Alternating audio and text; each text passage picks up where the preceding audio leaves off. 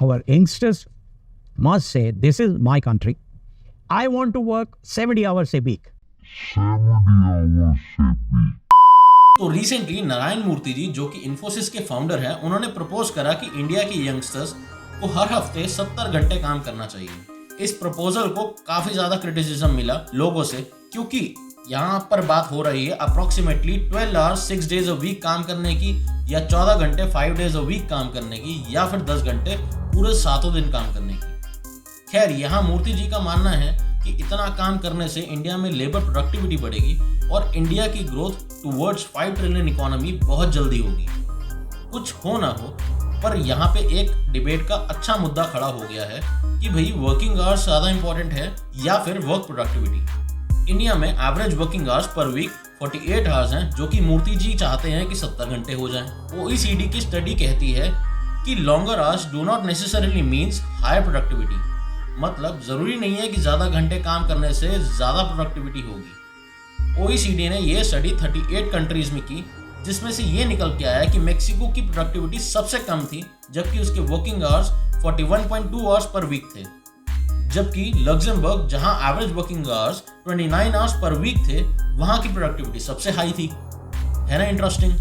आइए जानते हैं कि एक्चुअल में इंपॉर्टेंट है क्या, ज्यादा घंटे काम करना या काम में ज्यादा प्रोडक्टिव होना। कौन कितने बजे दफ्तर आ रहा है, कौन कितने बजे जा रहा है, मेरे को कोई लेना देना नहीं है। अगर तुम सुपर एफिशिएंट हो, तुम 5 मिनट में आके पूरा दिन का काम कर सकते हो, भाई तू 5 मिनट ही आ जा दफ्तर, चले जाइए, उसके बाद मेरे को क्या लेना देना है। देखिए, प्रोडक्टिविटी का मतलब है आपके अवेलेबल इनपुट से आप क्या बेस्ट आउटपुट निकाल पा रहे हैं। सबसे पहले तो ये जानना जरूरी है कि हर इंसान की प्रोडक्टिविटी सेम नहीं हो सकती।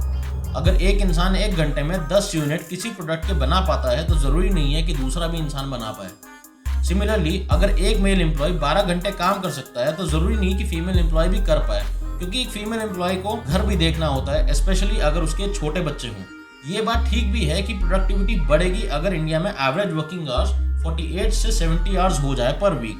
पर क्वेश्चन ये आता है कि ये कितने समय तक कंसिस्टेंट रह पाएगा। देखिए, एक इंसान की लाइफ में 24 घंटे होते हैं, जिसमें से 7 घंटे उसे रिकमेंडेड स्लीप चाहिए होती है। 2 घंटे वो अपने पर्सनल चीजें करेगा, जैसे नहाना, फ्रेश होना, कपड़े धोना, प्रेस करना, मे भी बच्चों को भी तैयार करना। देन 2 आवर्स वो अपने खाने पीने में लगाएगा, चाहे वो ब्रेकफास्ट हो या डिनर हो। बचते हैं 11 घंटे, और 6 डेज अ वीक के हिसाब से वो टोटल बनते हैं 66 आवर्स। अब मुझे तो नहीं लगता कि कोई इंसान 11 घंटे में से 12 घंटे काम कर सकता है, बिकॉज इंसान को घर से ऑफिस और ऑफिस से घर भी तो जाना है। अगर बैंगलोर, गुड़गांव, मुंबई जैसी जगह की बात करें, तो एवरेज ट्रैवल टाइम जो है वो अप्रोक्सीमेटली 45 मिनट्स एक साइड का है। मुझे तो ये नहीं समझ आ रहा कि मूर्ति जी ने इतनी अनरियलिस्टिक बात बोल कैसे दी। अगर मान लेते हैं कि कोई 11 के 11 घंटे डेली काम भी करता है, तो क्या उसी हिसाब से उसको कॉम्पेंसेशन मिलेगा, ताकि वो अपने एक तरफ की लाइफ तो सॉर्ट कर पाए, चाहे वो मेड रख के कर पाए या सर्वेंट रख के कर पाए, ताकि उस अपने पर्सनल अफेयर्स की दिक्कत ना हो कि कपड़े प्रेस कौन करेगा या खाना कौन बनाएगा या कैसे क्या चीज़ें होंगी। काफ़ी लोग इस प्रपोजल के फेवर में भी थे, जिनका कहना है कि इंडिया की टोटल पॉपुलेशन में से 65% लोग अंडर 35 एज हैं और उन लोगों को ज़्यादा काम करना चाहिए, जिससे इंडिया की ग्रोथ बहुत जल्दी होगी। साथ ही साथ ज़्यादा टाइम करने से वो लोग जल्दी न्यू स्किल्स अपडेट कर पाएंगे और जिसकी वजह से उनकी पर्सनल ग्रोथ भी होगी। ज़्यादा वर्किंग आवर होने से ज़्यादा इकोनॉमिक एक्टिविटी होगी, जिससे गवर्नमेंट के लिए टैक्स रेवेन्यू भी जनरेट होगा और जिसकी हेल्प से ओवरऑल इंडिया की डेवलपमेंट होगी।